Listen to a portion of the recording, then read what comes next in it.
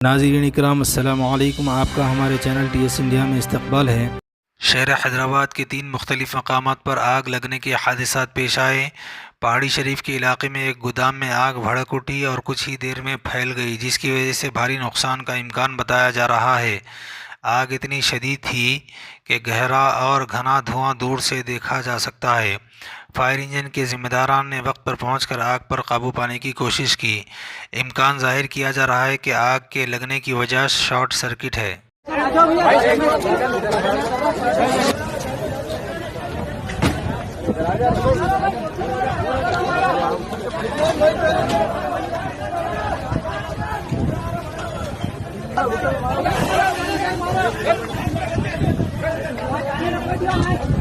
एक और वाक़े में असम्बली के करीब एक गाड़ी में आग लग गई, जिसकी वजह से गाड़ी जलकर खाकिस्तर हो गई, लेकिन ड्राइवर और बाकी लोग महफूज रहे।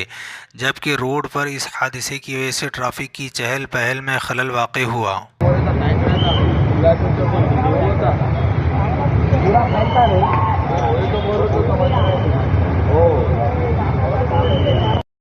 ऐसे ही वाक़े में शहर के मसरूफ़ तरीन इलाक़े मौज़म जाही मार्केट जाम बाग में एक खाली जगह पर आग भड़क उठी, लेकिन फायर इंजन सर्विस की फौरी इक़दाम की वजह से आग पर काबू पा लिया गया।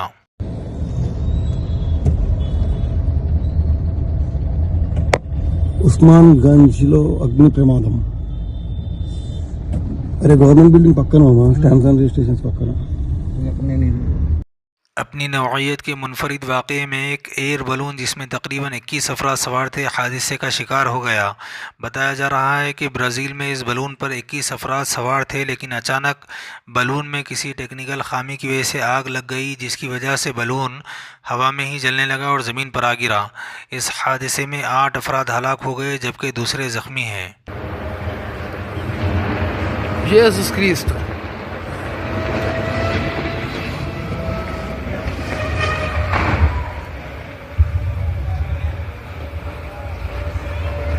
ईरान और इसराइल जंग पर असदुद्दीन ओवैसी ने तबसरा करते हुए क्या कहा, मुलाहिज़ा कीजिए।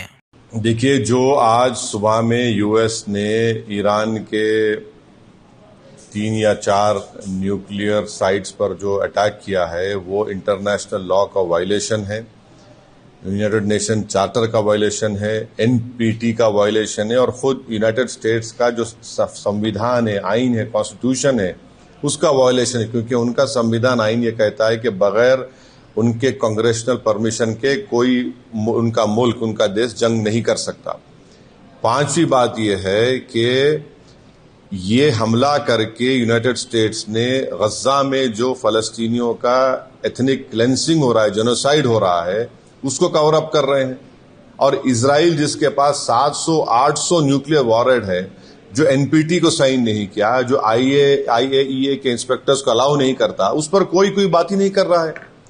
और छठी बात यह है कि मेरी बात लिख के रख लीजिए कि 5-10 साल में ईरान 90% यूरेनियम का एनरिचमेंट करेगा, 90% करेगा। नहीं रोक सकते ईरान को। अब ईरान एनपीटी से निकल जाएगा और एनरिचमेंट करेगा। और साथ ही साथ उसका ये असर होगा आज की बॉम्बिंग के बाद कि जितने उस देश में, जितने अरब ममालिक बोलिए, मुस्लिम कंट्रीज बोलिए, जो उस खित्ते में है, वो सब लोग अब फैसला करेंगे कि हमको इजराइल के ब्लैकमेलिंग से, इजराइल की हेजेमनी से बचने के लिए हमको अब न्यूक्लियर वेपन्स बनाना पड़ेगा। वो भी आप नहीं रोक पाएंगे। और अमेरिका के इंटेलिजेंस ने खुद कह दिया कि अब ईरान के पास कुछ नहीं है। तुलसी गबार्ड का स्टेटमेंट है। और सबसे अगर ये खित्ता, ये एरिया अगर इसमें जंग शुरू हो जाएगी तो एक बात आपको समझने की जरूरत है कि 60 लाख से ज्यादा भारत के नागरिक वहां रहते हैं। हमारे इंडियन कंपनीज का इन्वेस्टमेंट है वहां पर। वहां से हमारे नागरिक भारत को बहुत बड़ा फॉरेन एक्सचेंज भी जाते हैं। अनलाइक नॉर्थ अमेरिका के वहां तो इनकम टैक्स भी नहीं लिया जाता उनसे। और आखिरी बात यह है कि क्या पाकिस्तान इसीलिए ट्रंप के लिए नोबेल पीस प्राइज का डिमांड कर रहा था कि पूरा उस खित्ते में जंग शुरू हो जाए? क्या इसीलिए उनके जनरल जाकर लंच खा के आए थे वहां पर कि पूरे इस इलाके में आग लग जाए, जंग शुरू हो जाए वहां पर? इंशाअल्लाह मज़ीद अपडेट के साथ आपसे मुलाकात होती रहेगी। आपसे गुजारिश है चैनल को सब्सक्राइब करें। अल्लाह हाफिज़।